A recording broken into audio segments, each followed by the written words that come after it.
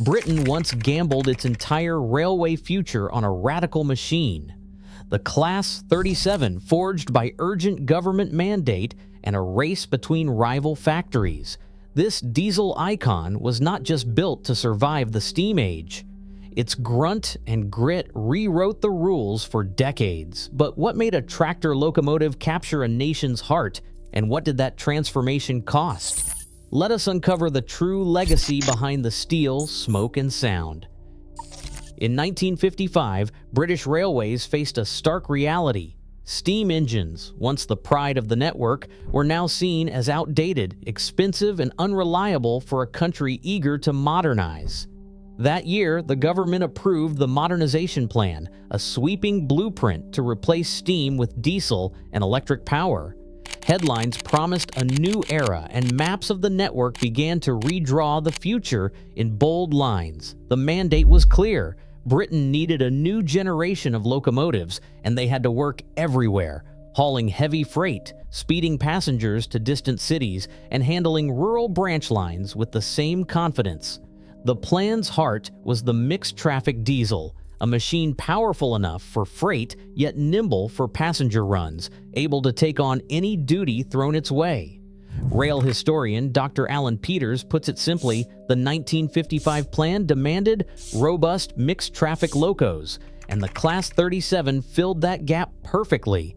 Across the country, the pressure was on. Steam withdrawals gathered pace, sheds emptied, and the old order faded fast. Behind the scenes, engineers and managers raced to meet the challenge, knowing that every delay risked leaving the network stranded in the past. The expectation was not just for progress, but for a locomotive that could anchor the entire system. The urgency was real, the stakes national. All eyes turned to the factories, where the answer would soon take shape in steel and sound. Production began not with a single prototype, but with a leap of faith. English Electric's Vulcan Foundry at Newton-le-Willows and Robert Stephenson and Hawthorne's in Darlington worked in tandem, their assembly halls humming day and night. Rivet guns echoed down long lines of steel frames, oil glistening on fresh engine blocks, and the air carried the sharp scent of paint and hot metal. There was no time for trial runs or experimental models, just proven parts, skilled hands, and a relentless schedule. The first locomotive, numbered D6700, rolled out in November 1960 and entered service on December 2nd. Its arrival was more than a delivery, it was a promise kept under pressure. Within 5 years, 309 of these machines would be built, each one assembled by teams working shifts that blurred the line between days and nights. Ledgers from the era record batches moving out in steady rhythm, frames from Vulcan, body shells from Darlington, components crossing the country by lorry and rail. Workers remembered the pace. A locomotive could move from drawing to delivery in just a few weeks, their efforts recorded in penciled notes and stamped metal plates. Numbers climbed, D6701, D6702, and onward until the last unit left the line in late 1965. No single factory could have met the demand alone. Vulcan and RSH shared the load, their output synchronized like pistons in the very engines they built. By the end, the Class 37 was not just a product of engineering, but of scale, sweat, and a workforce determined to keep Britain moving. Beneath the steel skin of every Class 37 lies its signature, the English Electric 12 CSVT engine. 12 cylinders arranged in a V, turbocharged and intercooled, each one firing in sequence to produce a deep, throaty growl that pulses through the rails and into the bones of anyone nearby. Rated at 1,750 horsepower, this engine does not just move tonnage, it shakes the ground and fills the cab with a living, muscular vibration. Drivers talk about the sensation as much as the numbers, how the throttle responds with a rising swell, how the whole locomotive seems to breathe and strain under load. The sound is never just background noise. It is a presence, a force, the reason so many called it the tractor. Even at idle, there is a low, insistent rumble. The the kind that lingers in the air long after the locomotive has passed. Animated diagrams reveal the choreography inside. Pistons racing, turbochargers spinning, exhaust pulsing out in rhythmic bursts. It is not just statistics, 1,750 horses harnessed in steel, but a physical experience, felt in every bolt and bracket and every length of welded rail the Class 37 conquers. Every journey on a Class 37 begins at the wheels. The Coco arrangement, 6 powered axles, 3 per bogie, spreads the locomotive's weight evenly, gripping the rails with a stubborn confidence. This design lets the 37 handle heavy freight and swift passenger runs, all while keeping axle loads light enough for the most fragile branch lines.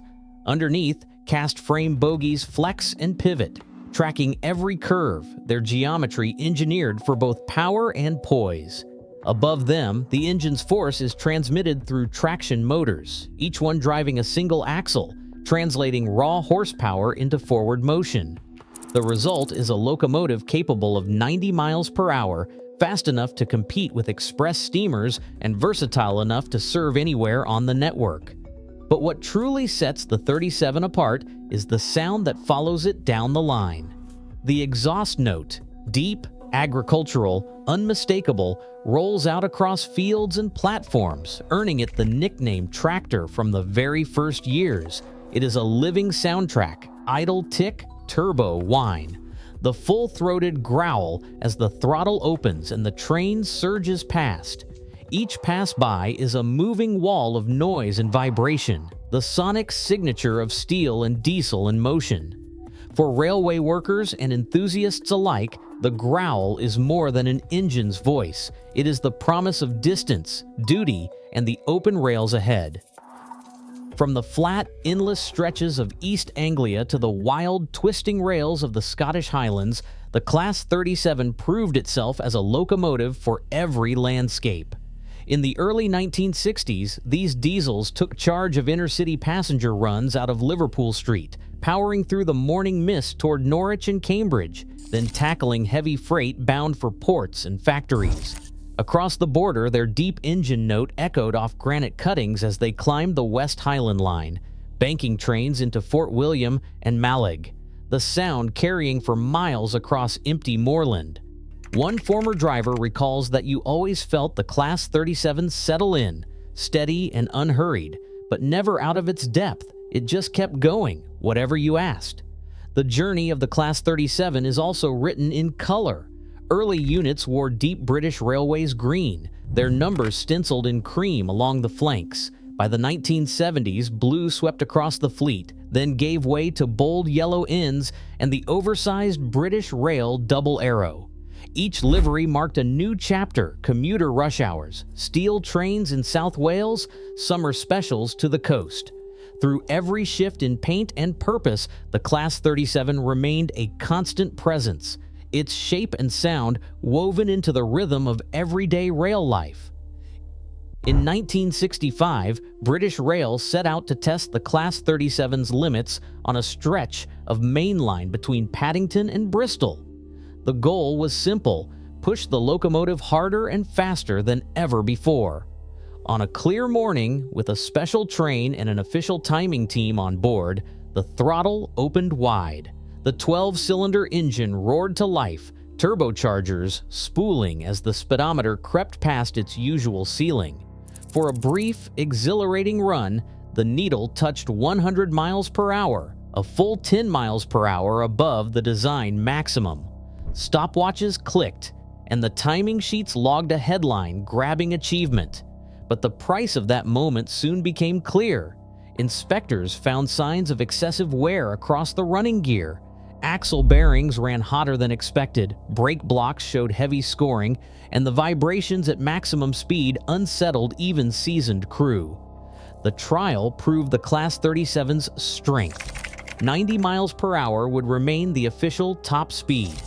The locomotive had shown its muscle, but the experience left a quiet warning in the maintenance records, a reminder that even the most beloved machines have their limits. Today, over 60 years since its debut, the Class 37 still hauls trains on Britain's main line and heritage rails. As technology races forward, its enduring presence proves nostalgia isn't just memory, it's a living, moving legacy. Some legends don't fade, they keep rolling. Share your own rail memories below.